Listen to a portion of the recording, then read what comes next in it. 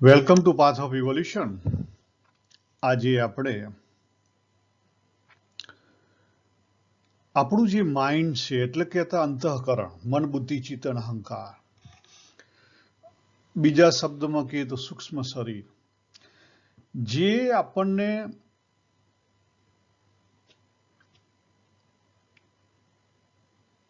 વચ્ચે જોડી રાખે છે. આપણા દેહ અને ઇન્દ્રિય એક બાજુ છે અને બીજી બાજુ આપણું ચૈતન્ય છે. એ બેનું કનેક્શન વચ્ચે કોણ છે? માઇન્ડ છે, અંતઃકરણ. અને આ જ અંતઃકરણમાં થઈ અને આપણી વૃત્તિઓ મોડિફાઈડ થાય છે અને બહાર જગતમાં જાય છે. બરાબર? અને જે મોડિફિકેશન છે એને આપણે શું કહીએ છીએ? મોહ કહીએ છીએ. જેમ છે તેમ વસ્તુ આપણે જોઈ શકતા નથી, એનું નામ મોહ. અને મોહ કેમ છે એ પણ આપણે જોયું હતું કે પુરુષ અને પ્રકૃતિ, પુરુષની હાજરીમાં પ્રકૃતિ રેલાય, પ્રકૃતિ ડાન્સ કરે, અને ડાન્સ કરે એટલે સૂક્ષ્મમાંથી એ સ્થૂળ બને.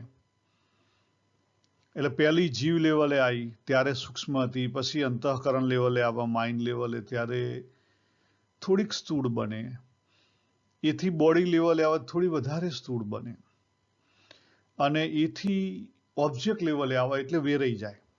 શું થાય? વેરાઈ જાય. ચૈતન્યની જે ચેતન શક્તિ છે વેરાઈ જાય, ઘણા બધા પદાર્થોની અંદર જતી રહે. એટલે જેને સ્વામિનારાયણ ભગવાને ગઢડા પ્રથમના 25મા વચનામૃતમાં કીધું કે અનેક વાસનાઓના કારણે જીવ કેવો થઈ ગયો? શક્તિહીન થઈ ગયો છે. જીવની કોઈ તાકાત રહી નથી. અને બહુ સરસ એક્ઝામ્પલ આપેલો છે એમણે કે જેમ એક કુવા ઉપર 20 કોષ જોડેલા હોય, પણ 20 કોષનું પાણી અલગ અલગ જગ્યાએ જતું હોય તો પાણી પૂરું ખેતર સુધી પહોંચે નહીં. કારણ કે એક કોષ આવે અને થોડુંક આગળ જાય અને સુકાઈ જાય. બરાબર? થોડીક જમીન ભીની થાય, થોડુંક આગળ જાય, થોડુંક આગળ જાય. ખેતરમાં પાણી પૂરેપૂરું પહોંચે પણ એને બહુ જ ટાઈમ લાગે, બહુ ટાઈમ લાગે. આપણું પણ એવું છે, કારણ કે અત્યારે હાલ આપણો જીવ છે અનેક વાસનાઓમાં વેચાઈ ગયેલો છે, અનેક વાસનાઓમાં વેચાઈ ગયેલો છે. અને જે ભગવાને વાત કરી 50મા શ્લોકથી લઈને છેક 59મા શ્લોક સુધીમાં, કે આ જે અંતઃકરણ છે, માઇન્ડ, એને જો સાચી રીતે સમજી લેવામાં આવે, સાચી રીતે એને સમજી લેવામાં આવે તો આપણા ઘણા બધા પ્રશ્નો સોલ્વ થાય. તો આપણે જે વાત કરી હતી ને કે આપણને જે ઇનર એટીટ્યુડ મળેલો છે અને ક્યુરિયોસિટી મળેલી છે, એ બંને જો સાચા અર્થમાં વાપરવામાં આવે તો આપણે જ્યાં છીએ ત્યાંથી પાછા જઈ શકીએ. અને સાચા અર્થમાં વાપરવું એટલે શું? ભગવાને બે જગ્યાએ બહુ સરસ વાત કરી. જો પહેલી વાત કરી મનોગતાન, મનમાં આવવા જવા વાળું કેવું છે? આવે છે ને જાય છે. અને જે આવે છે ને જાય છે ને એને જે સાચું માની લે ગાંડો માણસ, એ આ જે કવિતા દેખાય છે એમાં કવિ એવી વાત કરવા માંગે છે. બીજી વાત કે અરીસાની ઉપર જે કોઈ પ્રતિબિંબ પડે છે, એ પ્રતિબિંબને અરીસો પકડી રાખતો નથી. એ પ્રતિબિંબને અરીસો પકડી રાખતો નથી. એટલે આપણે પણ આપણા અરીસા ઉપર જે પ્રતિબિંબ પડે છે, જીવન છે, પરિસ્થિતિ આવશે, એ અનુકૂળ હોય કે પ્રતિકૂળ હોય, અનુકૂળ હશે તો સુખની અનુભૂતિ થશે અને પ્રતિકૂળ હશે તો દુઃખની પણ અનુભૂતિ થશે. પરંતુ જો આપણે એને પકડી ના રાખીએ, દુઃખ સમયે દુઃખની અનુભૂતિ કરી લીધી, સુખ સમયે સુખની અનુભૂતિ કરી લીધી, પરંતુ એને આપણે પકડી ના રાખીએ તો શું થઈ ગયું? આપણે દુઃખી વ્યક્તિ બન્યા નહીં કે સુખી વ્યક્તિ બન્યા નહીં. એટલે એકવાર એ ભૂતકાળ થઈ ગયો પછી એ ભૂતકાળને વર્તમાનમાં ખેંચવાની જરૂર નથી. એ ભગવાન બીજા અધ્યાયના 56મા શ્લોકમાં વાત કરે છે. તો આપણી બુદ્ધિ સ્થિર થાય. આ બે વસ્તુને આ જે કવિ છે એ અરીસાનું દ્રષ્ટાંત આપે છે. જો કોઈ પણ દ્રષ્ટાંત એ સમજવા માટે છે, બાકી દ્રષ્ટાંત ઇટસેલ્ફ ઇઝ અધૂરા છે. એટલે આપણે ખાલી એનો ભાવાર્થ સમજવાનો છે. આમાંથી શું સમજવાનું છે? ભાવાર્થ સમજવાનો. કારણ કે અરીસો એ કેવું છે? નિર્જીવ વસ્તુ છે, જ્યારે આપણે સજીવ છીએ. એટલો મોટો ફેર છે. પરંતુ કવિએ એની કલ્પના બહુ સરસ કરી છે, એટલે આપણે એને થોડુંક એટલીસ્ટ જોઈ લઈએ. પ્રાણી અપને પ્રભુ સે પૂછે, કિસ વિધિ પાઉં તો હે. એટલે આ જે જીવ છે ભગવાનને પૂછે છે કે હે ભગવાન, હું તને કેવી રીતે પામી શકું? ત્યારે ભગવાન શું કહે છે કે તું મન કો પાલે, પા જયેગા મોહે. ભગવાન શું કહે છે કે તું તારું જે મન છે એને સમજી લે, તો તું એ મન દ્વારા ચૈતન્યમાં પહોંચી જઈશ. મન દ્વારા ચૈતન્યમાં પહોંચી જઈશ. મનની ઉપર જે કોઈ અશુદ્ધિ છે, જે મોહ છે, એ શું છે? સંસાર છે. અને મોહ રહિત જે મન છે, કોણ છે? ચૈતન્ય, પૂરેપૂરો ચૈતન્ય. આટલો ફેર છે. એટલે અરીસો જેમ છે તેમ જો પ્રકાશિત થાય તો સાચી અર્થમાં પ્રકાશિત થયો કહેવાય. હવે કવિ શું કલ્પના કરે છે? તોરા મન દર્પણ કહેલાય. તારું જે મન છે, માઇન્ડ, મન એટલે અહીંયા ખાલી મન, બુદ્ધિ, ચિત્ત, અહંકાર ચારે ચારનું મન તરીકે ગણવામાં આવેલું છે. એટલે તારું અંતઃકરણ કેવું છે? દર્પણ કહેવાય. આપણે આપણા અંતઃકરણમાંથી જે ભાવ ઊભા કરીએ છીએ, જે ભાવનું એટ્રેક્શન કરીએ છીએ, એ ભાવ આપણને બહારથી મળે છે. યાદ રાખો, આ બહુ મોટો સિદ્ધાંત છે. તમે અંદરથી જેવા ભાવ હશે ને એવી વસ્તુ તમને મળશે. એ જ વસ્તુ તમને પાછી જગતમાંથી મળશે, બીજી નહીં વસ્તુ મળે. એટલે સારા ભાવની વાત જવા દો, પવિત્ર બનો. સારા અને ખરાબમાં નહીં ભસાઓ. હવે કવિ શું કહે છે કે ભલે બુરે સારે કર્મો કો દેખે ઓર દિખાય. જે કોઈ કર્મો થઈ રહ્યા છે, તમે કરો છો કે નથી કરતા, પણ ભાવથી જે આવે છે એની તો તમને ખબર પડે જ છે. આપણે ભાવને જોવાનો પ્રયત્ન નથી કરતા, બાકી ભાવથી જે થાય છે ખબર પડે જ છે. સારું કર્મ કરીએ એની પણ ખબર પડે છે આપણને. ખરાબ કર્મ કરીએ તરત જ આપણું અંતઃકરણ, આપણું જે અંદરનો ચૈતન્ય છે, આત્મા તરત જ ડંખાય છે.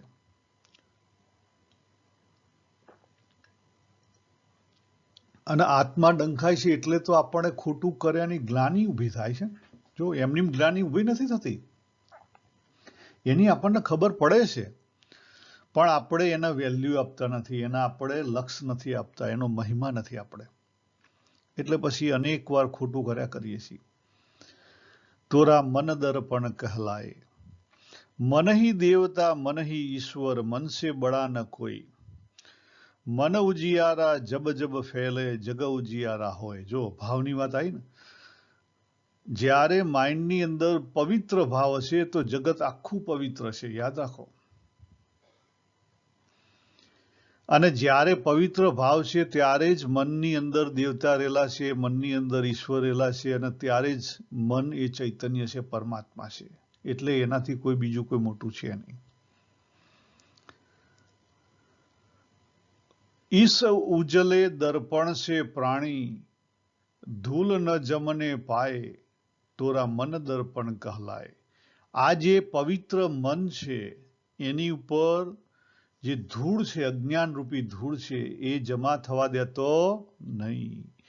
જો તું એની ઉપર ધૂળ જમા નહીં થવા દે તો તારું મન છે એ કેવું થઈ જશે? દર્પણ જેવું થઈ જશે. સુખ કી કલિયા દુઃખ કે કાંટે. આવી ગયો ને બીજા અધ્યાયનો 56મો શ્લોક. સુખ કી કલિયા દુઃખ કે કાંટે, મન સબ કા આધાર. સુખ અને દુઃખ બે મનનો આધાર છે. આપણને શરીર ઉપર કઈ વસ્તુ થઈ હોય તો એનું કષ્ટનો અનુભવ થાય, પણ એ કષ્ટને લઈને જે દુઃખ આપણે અનુભવીએ છીએ એ મનને કારણે છે. એટલે સુખ અને દુઃખ એ બંનેનો આધાર કોણ છે? મન છે. મન સે કોઈ બાત છુપે ના, મન કે નૈન હજાર.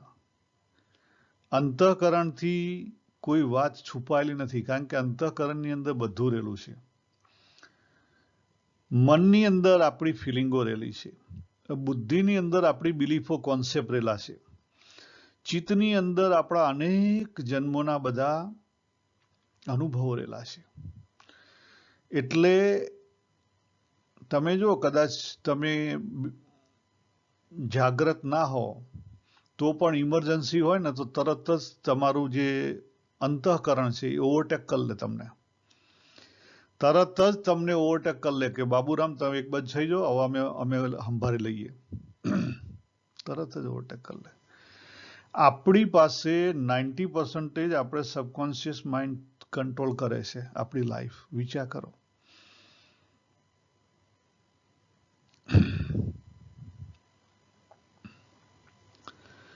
એટલે મન કે નૈન હજાર, એનું કારણ એ છે જગ સે ચાહે ભાગ લો કોઈ, જગ સે ભાગ ન પાए, મન સે ભાગ ન પાए, તોરા મન દર્પણ કહેલાય. ભગવાને જે બીજા અધ્યાયના 59મા શ્લોકમાં જે વાત કરી, 59ના શ્લોકમાં શું વાત કરી ભગવાને?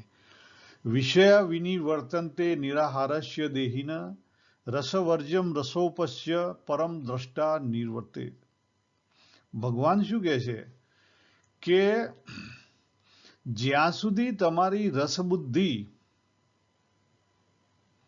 અંદરથી, અંતઃકરણની રસબુદ્ધિ, જીવની અંદર રહેલી રસબુદ્ધિ દૂર નથી થઈ, ત્યાં સુધી બહારના નિયમ ધર્મ તમને કોઈ રક્ષણ નહીં આપી શકે.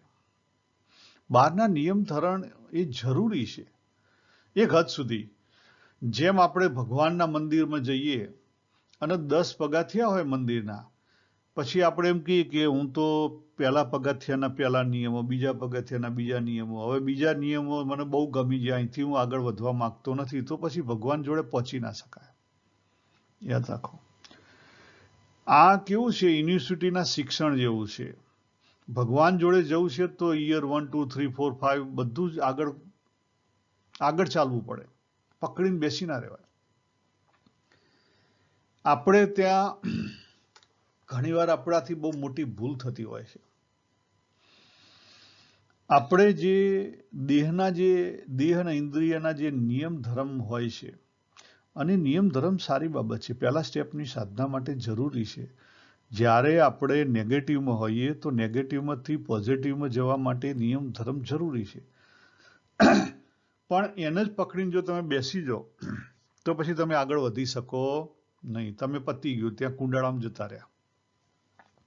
અહીંયા એ વાત કરે છે કે જગતથી તો કદાચ તમે ભાગી જઈ શકશો, તમે કદાચ સાધુ થઈ ગયા, કદાચ તમે હિમાલયમાં જતા રહ્યા, એટલે જગતથી તો ભાગી ગયા, પણ મન સે ભાગ ન પાए, પણ મનથી તમે ભાગી નહીં શકો. યોગી બાપાના જીવન ચરિત્રમાં એક બહુ સરસ પ્રસંગ નોંધાયેલો છે. યોગી બાપા ગિરનારની તળેટીમાં ત્યાં નજીક હતા ને એ સમયે એક સાધુ એમને મળવા આવે છે. એના જ્યાં પછી યોગી બાપા એવું કંઈક વાત કરે છે કે એ કોઈ જમીનદારનો છોકરો હતો અને એનાથી કઈ બધી વસ્તુઓ થઈ ગઈ અને પછી હિમાલયમાં જતો રહ્યો. અનેક જન્મો પહેલા, અનેક વર્ષો એને કઠિન સાધના કરી, મેડિટેશન, હાનના, છતાં એનું મન છે એનો પીછો છોડતું નથી. વિચાર કરો. એ જે પ્રસંગો છે હજી ઉભરી આવે છે, અને એ પ્રસંગો ઉભરી આવે છે એટલે શું થાય છે? સુખી ને દુઃખી બની જવાય છે, દુઃખી વ્યક્તિ બની જાય છે. 30 વર્ષ પહેલા ઉભો થયેલો પ્રસંગ એને લઈને આજની તારીખે એના ભાવોના ઉભરા આવે છે. એટલા માટે અહીં કવિ કહે છે કે મન સે ભાગ ન પાય. મનને જો તમે સમજ્યા નહીં તો મનથી તમે ભાગી નહીં શકો. આ બહુ અગત્યનું છે. તન કી દોલત ઢલતી સાયા, મન કા ધન અનમોલ. શું કહે છે કે શરીરની જે દોલત છે, સારું તન હોય, તમે યોગ આસનો કરીને બહુ મજબૂત તન બનાવ્યું હોય તો એ સારી બાબત છે, તમને જીવનમાં છેલ્લે આધારરૂપ રહે થોડી ઘણી, બરાબર. પણ શું કહે છે કે મન કા ધન અનમોલ, પણ મનનું ધન કેવું છે? અનમોલ છે.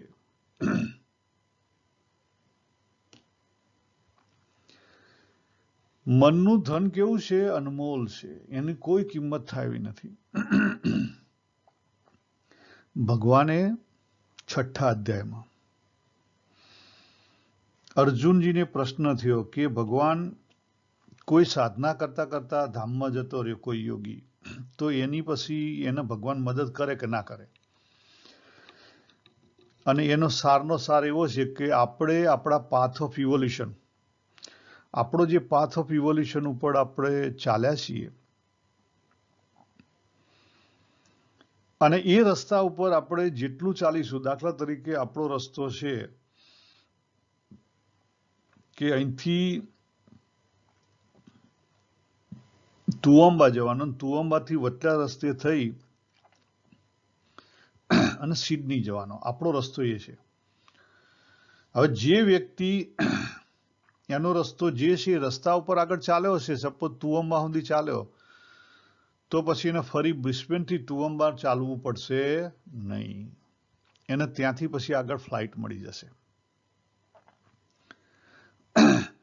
જ્યારે તમે આ લોકનું ગમે એટલું ભેગું કર્યું છે, આ લોકની બુદ્ધિમાં તમે જે કોઈ એડિશનલ સાયન્ટિસ્ટ બન્યા છો, ગમે તે તમે ડોક્ટર બન્યા છો, ગમે એટલી વિદ્યા તમે મેળવી છે, કે શરીર બહુ સારું બનાવ્યું છે, પણ જ્યારે તમે જશો ત્યારે તમારી સાથે નહીં આવે. અંતઃકરણ, જે સૂક્ષ્મ શરીર છે, સાથે જશે. કોન્શિયસ માઇન્ડનો જે ભાગ એડિશનલ છે સંગ્રહ કરેલું, એ સાથે જાય નહીં.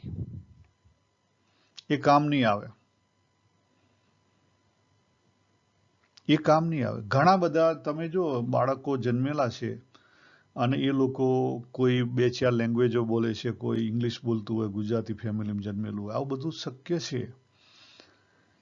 એ થોડી ઘણી મેમરી રહી ગયેલી હોય આગલા જન્મની, એના કારણે શક્ય છે. પણ જનરલી આપણને મદદરૂપ થતું નથી, બહુ ઓછું મદદરૂપ થાય.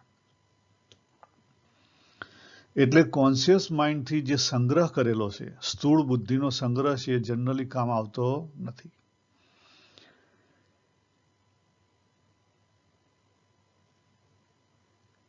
પરંતુ જો તમે આજે દર્પણ જેવું મન કરી દીધું હશે તો એ કામ આવશે. હવે સલાહ આપે છે, હવે કવિ આપણને સલાહ આપે છે. તન કે કારણ, આ શરીરના લઈ, આ શરીરના જે બધા સુખો છે એને લઈ, મન કે ધન કો મત માટી મેં રોંધ. તનને લઈને, આ જે શરીરના સુખો છે એને લઈને તું મનનું જે ધન છે એને માટીમાં નાખી નહીં દે. એની કિંમત તું સમજજો, એની કિંમત તું નહીં સમજ્યો તો ગયો. મન કી કદર ભુનાને વાલા વીર જન્મ ગવાય. જેણે મનની કદર નથી કરી, એ ગમે તેવો વીરલો હશે તો એનો જન્મ કેવો થયો? ધૂળમાં મળી ગયો. એની કોઈ વેલ્યુ રહી નહીં. તોરા મન દર્પણ કહેલાય. આપણું મન છે એ દર્પણ છે. જેમ દર્પણની અંદર કોઈ બી પ્રતિબિંબ પડે તો જેમ છે તેમ એને રિફ્લેક્ટ કરી દે. પછી પ્રતિબિંબ હટી જાય તો તરત જ દર્પણ જેમ છે તેમ કોરું થઈ જાય. ફરી એ પ્રતિબિંબને યાદ ના કરે. પ્રતિબિંબ કોક રડતું હોય તો દર્પણને અંદર રડતું દેખાય ખરું, પણ રડતો માણસ અરીસાથી દૂર જતો એટલે તરત જ દર્પણને એના માટે કઈ લેવા દેવા હોય નહીં. એ રીતે જેવું પ્રતિબિંબ હોય એવો જેમ છે એમ રિફ્લેક્શન દર્પણ આપી દે, પણ દર્પણ પછી એની સાથે એટેચ ના રહે. એટલે જે સમત્વનો સિદ્ધાંત છે એ આપણે દર્પણ દ્વારા શીખવાનો છે.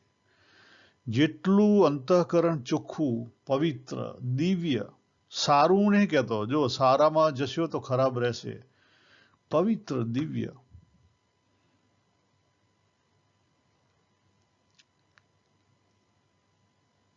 એટલું આપણે આપણા જે પાથ ઓફ ઇવોલ્યુશનમાં છે આપણે આગળ વધી શકીશું. બાકી વધવાની શક્યતાઓ નથી. તમારો રસ્તો પાથ ઓફ ઇવોલ્યુશન ઉપર તુંબા જવાનો ને તમે સનસાઇનના કોસ્ટે ઉપર કે ના અહીંયા મારા ભાઈબંધો બધા સારા છે, રહેશે, આમ છે, તેમ છે, એ લોકો એ માર્ગે જાય છે તો હું પણ એ માર્ગ પકડું, તો એ માર્ગે તમે આગળ વધશો તો ભગવાન જે ચોથા અધ્યાયમાં વાત કરી કે કર્મ અને ધર્મ, તમે બીજાનો પકડ્યો રસ્તો, બરાબર, અને બીજાના રસ્તે ગયા તો ફરી પછી તમારે એ રસ્તેથી ફરી પાછા આવવું પડશે ને તમારો રસ્તો એક સમય તો પકડવો જ પડશે, હોદવો જ પડશે. એના માટે કોઈ ઉકેલ નથી. તમારે તમારો રસ્તો શોધ્યા વગર કોઈ ઉકેલ નથી અને કોઈને ઉતાવળે નથી. આખું બ્રહ્માંડ તૂટી જશે તો જીવ બધા સમાશે, માયાની અંદર લીન થશે, ફરી પાછું જગત ઊભું થશે એટલે ફરી તમારે હતું એની જ ચાલુ કરો. Choice is yours. આપણને આપણા શાસ્ત્રો, સંત પુરુષો, મહાત્માઓ આપણને બધું માર્ગદર્શન આપે છે. આપણે શું લેવું એ આપણા હાથની વાત છે. અહીંયા આપણે પૂરું કરીએ. સર્વેને જય શ્રી કૃષ્ણ. હરિઓમ તત્સત. હરિઓમ.